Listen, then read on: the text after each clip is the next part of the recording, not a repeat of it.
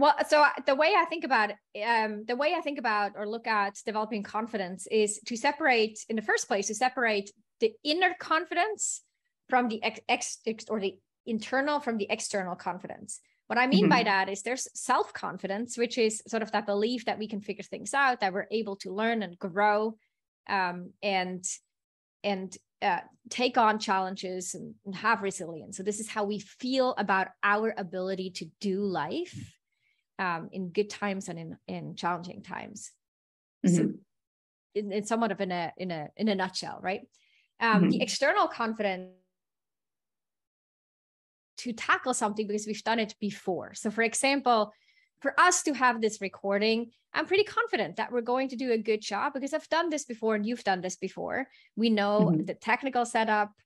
We know the outline of it. We've practiced it. We applied it. It may have taken some courage in the beginning. That courage helped us develop competence. The competence helps us develop confidence.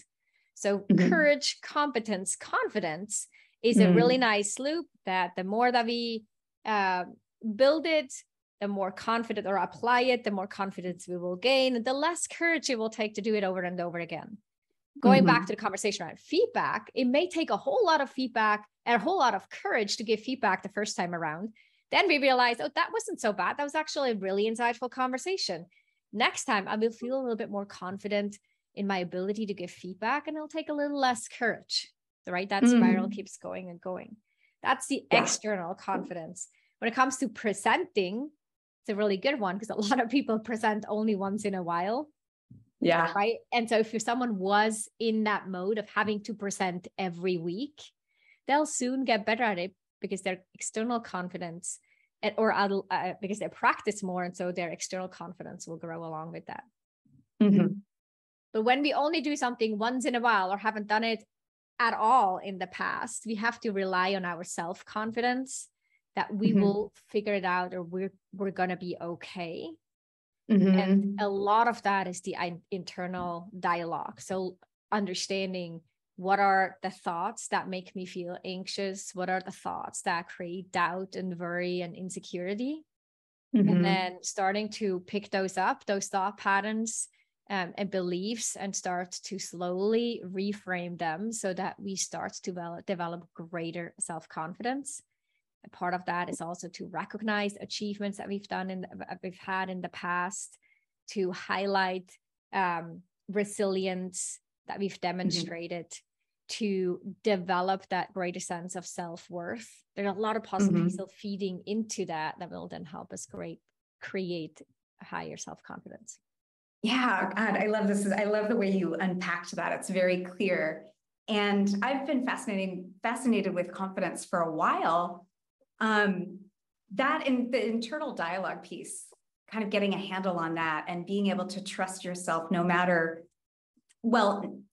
actually like developing self-awareness to know that whatever that internal dialogue is, which, because a lot of times it's negative, no matter how, evolved we are, that self-awareness piece is quite hard. I would say for most people, it's quite hard. So it sounds like what you're saying is that, and I might be putting words in your mouth, but it's almost maybe easier, or you got to work on it in tandem. But what I'm hearing from you is that if you use that courage as kind of a pushing off point and just do the thing, do the thing and try it again, then that is going to slowly develop that, at least that external confidence. Yeah. But the ideal piece would be working on both of them at the same time. Totally. I think it's like I always think about it sort of like a parallel road, and we're like pushing this and then this, and then this goes like right, it goes like forward. To do the best and create sustainable confidence and transferable confidence, where it's not just about one skill, right? The best work we can do is to do this work in parallel, to really sit down and think about that inner dialogue, but also go out and apply it. And with that inner dialogue, part of this, and I think this is really important, and we often forget, I have to remind myself of this constantly too, is the thoughts in our head are not true. That thought isn't the truth. And so Mhm. when it comes to building confidence too, I think we were just talking about, sometimes you just have to, be at that cliff and act, not jump over out of the window, but act in and get into an uncomfortable space. And the Mhm. fear that we have, the thoughts that come up of why this is unsafe, are very instinctual, and they actually help us humans survive. It's part of how our human brains are wired. There's Mhm. nothing wrong with the worry, the concern, the doubts that you have.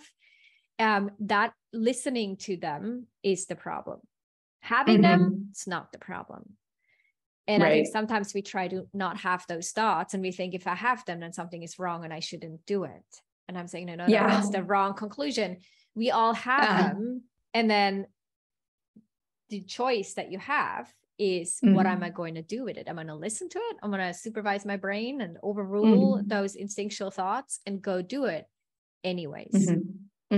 Yeah, I see this all the time in my women's groups, because I give them tasks to complete on camera, and then they post the video to Slack, and then I give them feedback on those videos. And I know it's super triggering for them every single time. And what I see a lot is they're 6 months programs, and the first month it's like pulling teeth, like, oh no, I can't possibly do that. No, there's something, I can't, there's this, I can't.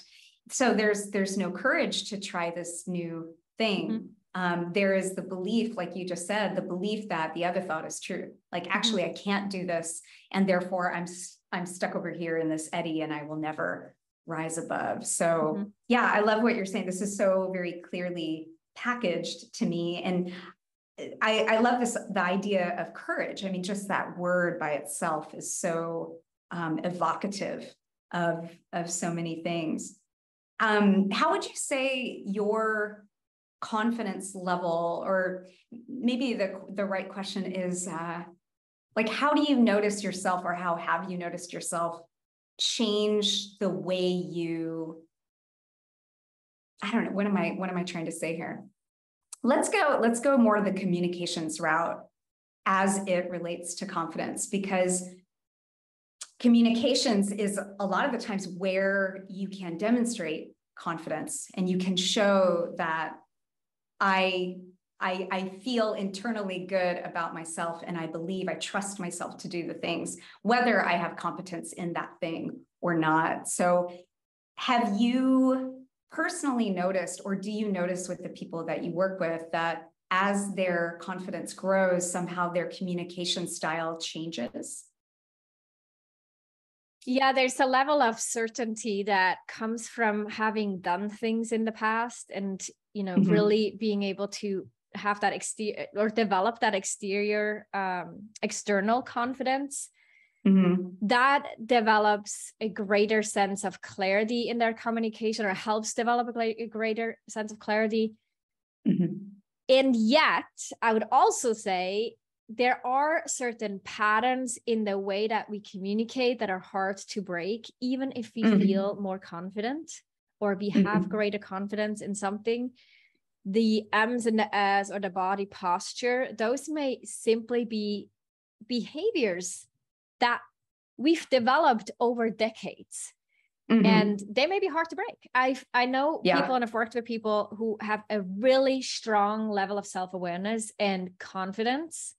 And when they speak, or their first impression, the 3 seconds, right, that we of impression that they leave behind initially may not match what's actually happening for them, because of the way their body posture, again, their voice, the volume of their voice, the filler words that they use, the gestures or lack of gestures. Inflection. Exactly. Yeah. And I think so many times most people don't know that they're even doing those things. They're not aware until maybe they get that feedback from someone, or work with a coach, or record themselves. I often tell people, hey, record yourself and watch it. Even though it's painful to watch yourself on video, there's a lot you can learn about how you communicate, and you can train yourself.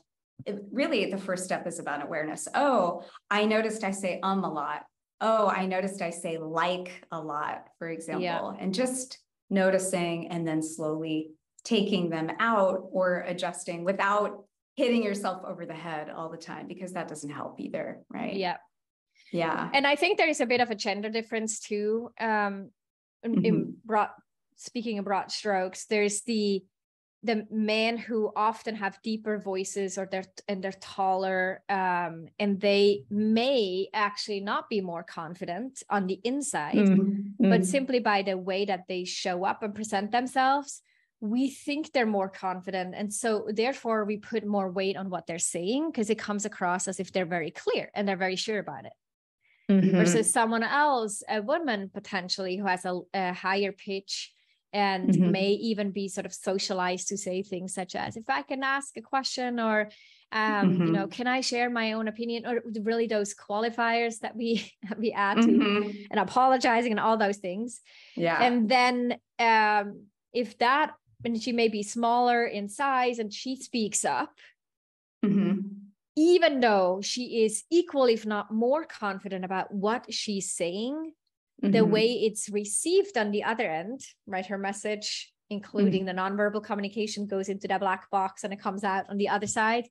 It may just come across as less certain. And so true. Yeah. And so just understanding this is how our brains are wired. Whether we like it or not, this is how we work. We're social creatures. These are the patterns we build up, the biases we have. And what can I do to optimize the impact I have in my communication on other people?